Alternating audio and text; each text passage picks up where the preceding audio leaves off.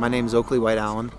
I grew up on the east coast of the U.S., in the northeast in the state of Maine, and some in the state of Vermont. And now I live in Salt Lake City, Utah.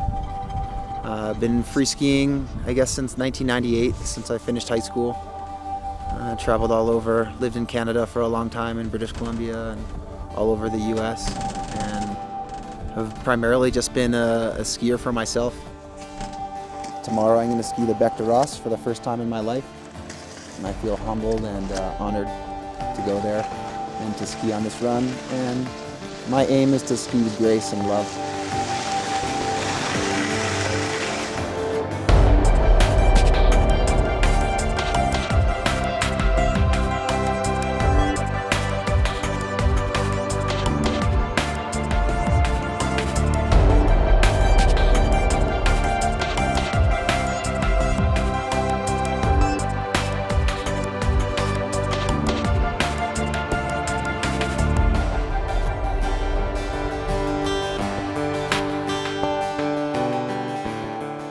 I guess one of the more, unusual characteristics I have that some of my free skiing friends kind of think is funny is I always ski with crystals and rocks with me all the time, actually. And I always choose like these really ridiculous, heavy, and unusual shaped items to use all the time.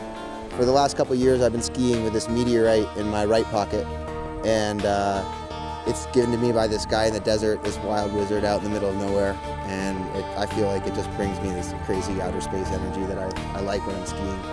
And this other one is a pyrite crystal. It's a metal crystal. It's 3 cubes all together that grew naturally like this. And I keep this in my left, and this is just sort of feels like some really strong, vital, athletic energy for some reason.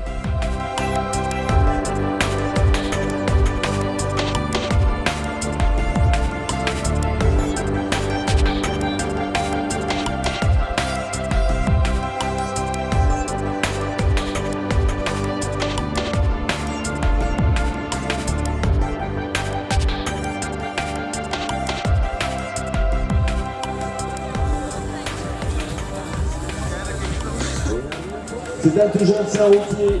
Il a été deuxième du côté de Revelstoke au Canada. Monsieur Oakley White-Allen. From Salt Lake City, second in Revelstoke, British Columbia. Standing 5th on the Swiss Alps. To ranking 22.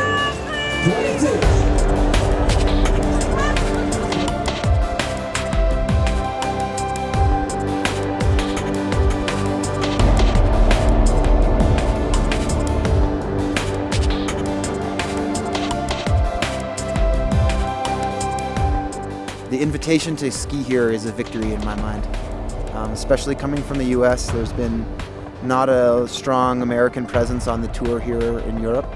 So it's an especially really big honor to be able to represent the free skiing from my continent here in Europe.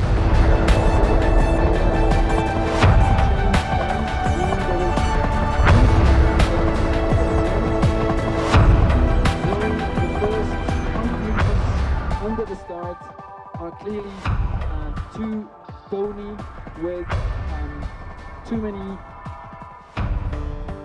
rocks, which would mean... We're inspecting the Bec de Ross and, just trying to find the perfect line for your style of skiing. And, at the moment we're kind of depicting each takeoff and landing zone and, will there be any rocks, what kind of snow will be there, basically trying to find the best way to get down the mountain.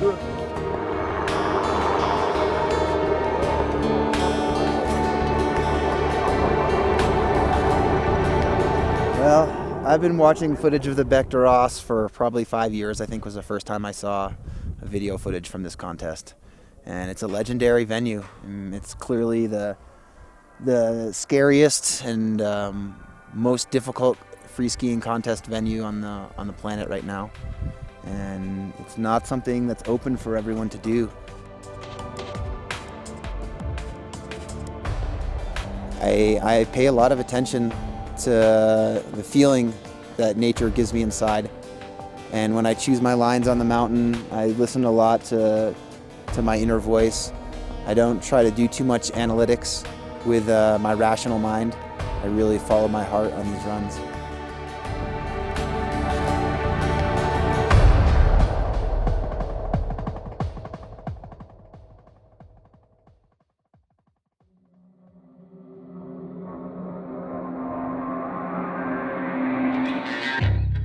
Well, it's competition day. My first time on the Beck, so I'm quite nervous. But really looking forward to starting to ski, because I'm always nervous before, and then after the first turn, it's all gone. So you just have to wait until then. After that, yeah.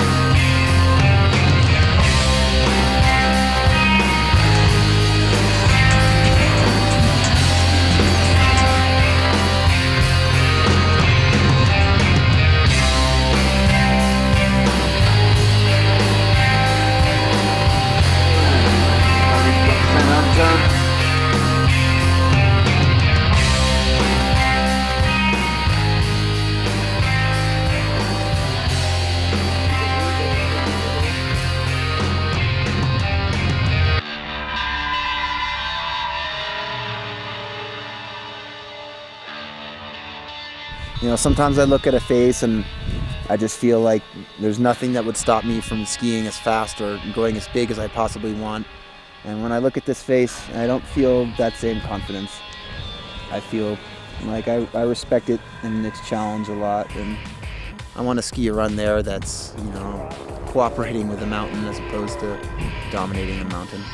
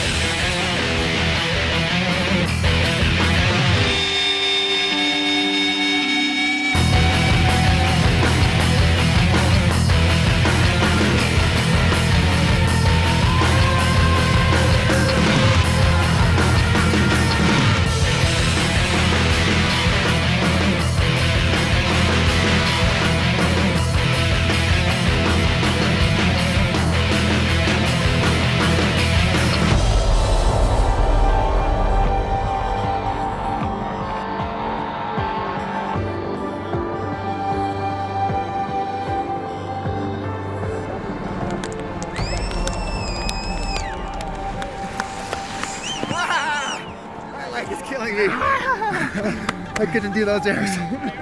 Oh. How did you do that? I just fucking found the easiest way down. I've never seen anyone play that. I'm so impressed. That was good fun. I can imagine. Hey, how are you? It was pretty slow. Yeah. I had to wait a little longer, but it felt good to do that. Yeah, I missed a lot of features, but just stoked to do it. It was fun. Yeah, it was a really fun run. Yeah. Thanks, man. Careful. Your legs. That was just fast. Had a little tweak on my leg, so I had to choose a last-minute choice of no jumping, and I just wanted to go fast and finish the run, and I did. It was really fast, and it was a great time. I had more fun on the Beck than I thought I was going to.